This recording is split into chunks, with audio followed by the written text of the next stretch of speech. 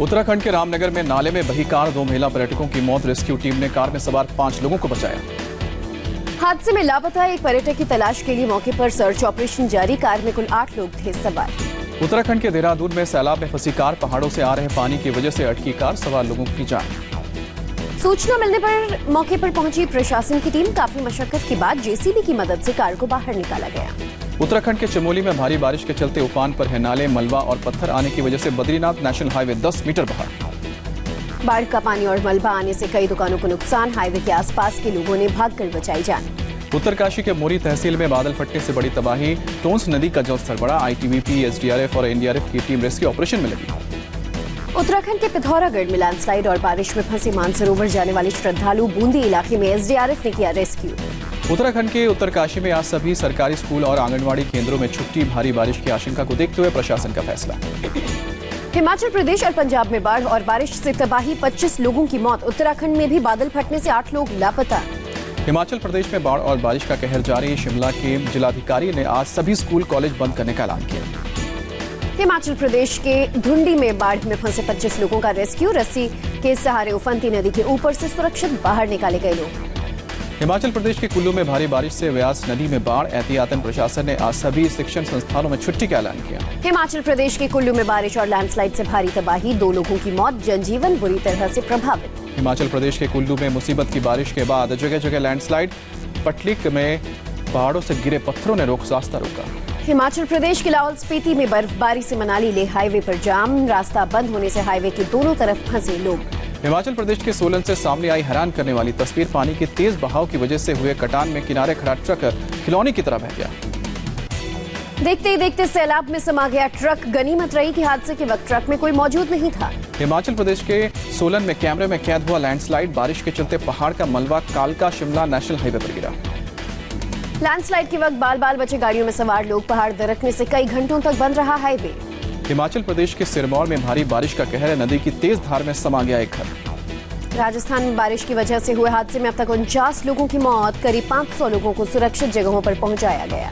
राजस्थान के अजमेर में भारी बारिश के बाद रिहायशी इलाकों में घुसा पानी। सड़कें कारसा पानी में डूबी। लोगों को ही हो रही है भारी परेशानी। राजस्थान के अजमेर में भारी बारिश से नागफनी से दरगाह जाने वाली सड़क पर पहाड़ से गिरी चट्टान। सड़क पर जमा हुआ मलबे का ढेर। हादसे में कोई जनहानि नहीं। मलबा आने से फिलहाल सड़क मार्ग बंद। अजमेर में लगातार हो रही बारिश के चलते भरभरा कर जमींदोज हुआ एक मकान। हादसे के वक्त पूरी तरह खाली था मकान। घटना की सूचना मिलते ही मौके पर प्रशासन की टीम पहुंची। जमींदोज हुए मकान से बाकी के हिस्सों को भी पूरी तरह से गिराया गया। राजस्थान के झालावाड़ में भारी बारिश से डैम और तालाबों का बढ़ा जलस्तर। चंबली डैम ओवरफ्लो होने की वजह से मैदानी इलाकों में बह रहा पानी। एमपी के विदिशा में चंदेरी नदी में बहे 2 युवक। पुल के ऊपर से पानी बहने के दौरान हादसा। राजीव सागर डैम के गेट खोलने की वजह से नदी में बाढ़ आ गई थी। नदी में बहे युवकों की तलाश में जुटी पुलिस और स्थानीय लोग। पुणे के तलेगांव इलाके में इंद्रायणी नदी में फंसी महिला और उसके 2 बच्चों को बचाया गया। स्थानीय लोगों ने रस्सी के सहारे बाहर निकाला। घूमने के लिए बच्चों के साथ महिला यहां आई हुई थी। नदी के तेज बहाव में फंसकर बहने लगे सभी। दूसरे पर्यटकों के शोर मचाने के बाद मौके पर रेस्क्यू। यमुना का जलस्तर बढ़ने से दिल्ली पर मंडराया बाढ़ का खतरा। खतरे के निशान के पास पहुंचा यमुना नदी का पानी। निचले इलाकों में रहने वाले लोगों को सुरक्षित जगहों तक जाने का निर्देश। हरियाणा के हथनीकुंड बैराज से पानी छोड़े जाने के बाद लगातार बढ़ रहा जलस्तर। सुबह 10 बजे तक यमुना का जलस्तर 207 मीटर तक पहुंचने का अंदेशा। भारी बारिश से हरियाणा और पंजाब के कई इलाकों में बुरा हाल। हाई अलर्ट जारी किया गया। हरियाणा में सेना को तैयार रहने को कहा। पंजाब के रूपनगर में भारी बारिश के बाद बाढ़ के हालात। लोधीपुर गांव में घुसा पानी। लोगों को हो रही काफी परेशानी। लुधियाना के माछीवाड़ा में भारी बारिश से 6 गांवों को जोड़ने वाला पुल टूटा। लोगों ने प्रशासन पर अनदेखी का आरोप लगाया। गांव के लोग अस्थायी पुल बनाकर नाले को पार कर रहे हैं। शिरोमणि अकाली दल के एमएलए ने सरकार पर लापरवाही का लगाया आरोप। चंडीगढ़ मनाली रोड पर हलौट के पास करीब 200 मीटर हाईवे का हिस्सा ब्यास नदी के पानी की चपेट में आया। सुरक्षा कारणों की वजह से हाईवे को बंद किया गया। हरियाणा के अंबाला कैंट में टांगरी नदी का पानी ओवरफ्लो होकर रिहायशी इलाकों में घुसा। प्रशासन ने लोगों को इलाका खाली करने का दिया आदेश। यूपी के प्रयागराज में गंगा और यमुना नदी का बड़ा जलस्तर है। नदी किनारे के इलाकों में घुसा पानी। यूपी के बुलंदशहर में गंगा के तेज बहाव में समा गए मकान और धर्मशाला। आसपास के इलाकों पर मंडरा रहा बाढ़ का खतरा। पहाड़ों पर लगातार हो रही बारिश से मैदानी इलाकों में बड़ी आफत। गंगा का जलस्तर बढ़ने से फसलों को भी भारी नुकसान। यूपी के वाराणसी में गंगा नदी का जलस्तर बढ़ा, पानी में डूबे कई घाट, सुरक्षा को देखते हुए बोट चलाने पर पूरी तरह पाबंदी। वाराणसी में गंगा नदी में उफान की वजह से घाट किनारे पुलिस चौकी भी जलमग्न, कई मंदिरों के पिलर भी डूबे। वाराणसी में गंगा में खुलेआम छलांग लगा रहे बच्चे और युवक घूमने और खाने पीने के लिए शर्त के लिए जान जोखिम में डालते हैं। पहाड़ों पर हो रही बारिश की वजह से वाराणसी में गंगा उफान पर है, सभी 84 घाटों का संपर्क आपस में टूटा। मिर्जापुर की उफनती गंगा में बच्चे कर रहे खतरनाक स्टंट, घाट के ऊपर से नदी में लगा रहे छलांग। मामला सामने आने के बाद हरकत में आई पुलिस, जानलेवा स्टंट पर रोक लगाने की बात। पंजाब के नवा शहर में सेना की टीम ने छत पर फंसी बकरियों को भी रेस्क्यू किया, बाढ़ की वजह से डूब गया था पूरा घर।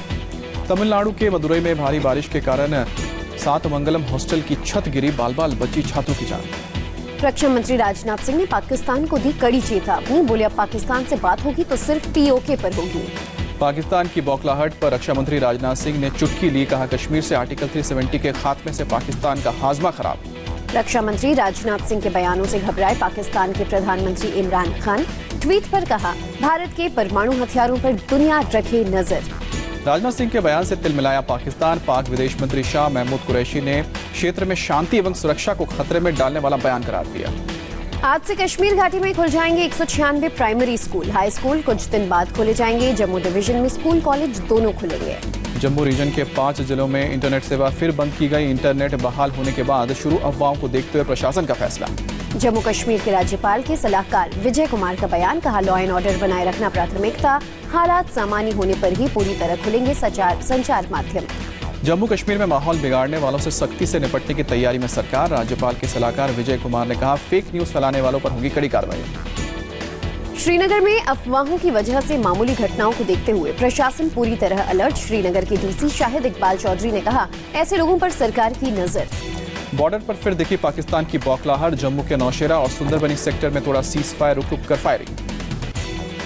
पाकिस्तान की ओर से फायरिंग का भारतीय सुरक्षा बलों ने दिया मुंहतोड़ जवाब, पाकिस्तानी पोस्ट पर जमकर की गोलीबारी। पाकिस्तान की फायरिंग में शहीद लांस नायक संदीप थापा का देहरादून में अंतिम संस्कार, हजारों लोगों ने नम आंखों से विदाई दी। शहीद के अंतिम संस्कार में सीएम त्रिवेंद्र सिंह रावत भी पहुंचे, शहीद के पार्थिव शरीर को कंधा देकर दी आखिरी विदाई। गृह मंत्री अमित शाह ने ट्रिपल तलाक कानून का श्रेय पीएम मोदी को दिया, बोले प्रधानमंत्री मोदी ने रिफॉर्मर की तरह कुरीतियों को खत्म करने की दिशा में काम किया। अमित शाह ने कहा तुष्टीकरण की राजनीति की वजह से आजादी के 70 साल तक जारी रहा ट्रिपल तलाक, बतौर नागरिक मांगता हूं माफी। अमित शाह का कांग्रेस पर निशाना, कहा 3 तलाक प्रथा का समर्थन करने में कांग्रेस को कोई शर्म नहीं, अपने रुख के पक्ष में नहीं दे पाए एक भी सही तर्क। संभल के मदरसे ने 370 हटाने का समर्थन किया, मोदी सरकार के फैसले को बताया ऐतिहासिक, कहा हर समुदाय को मिलेगा फायदा। 23 अगस्त को यूएई और बहरीन की 3 दिवसीय यात्रा पर रवाना होंगे पीएम नरेंद्र मोदी, दोनों देशों के शीर्ष नेताओं के साथ द्विपक्षीय और क्षेत्रीय मुद्दों पर चर्चा। पहले संयुक्त अरब अमीरात जाएंगे पीएम मोदी, यूएई के सर्वोच्च नागरिक पुरस्कार ऑर्डर ऑफ जायद से किया जाएगा सम्मानित। 2 दिन की भूटान यात्रा से लौटे प्रधानमंत्री मोदी, दिल्ली के एयरपोर्ट पर विदेश मंत्री सुब्रमण्यम जयशंकर ने स्वागत किया।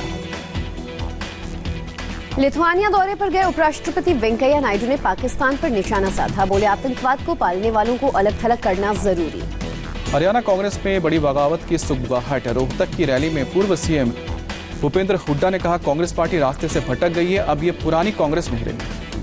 भूपेंद्र हुड्डा ने 370 हटाने का भी किया समर्थन, कहा मैं देशभक्त परिवार में पैदा हुआ हूं, देश हित और राष्ट्रहित से समझौता नहीं कर सकता।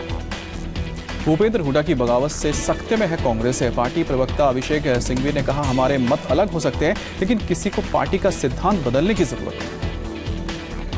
20 अगस्त को कर्नाटक की येदियुरप्पा कैबिनेट का विस्तार, 13-14 संभावित नामों पर केंद्रीय नेतृत्व लेगा फैसला।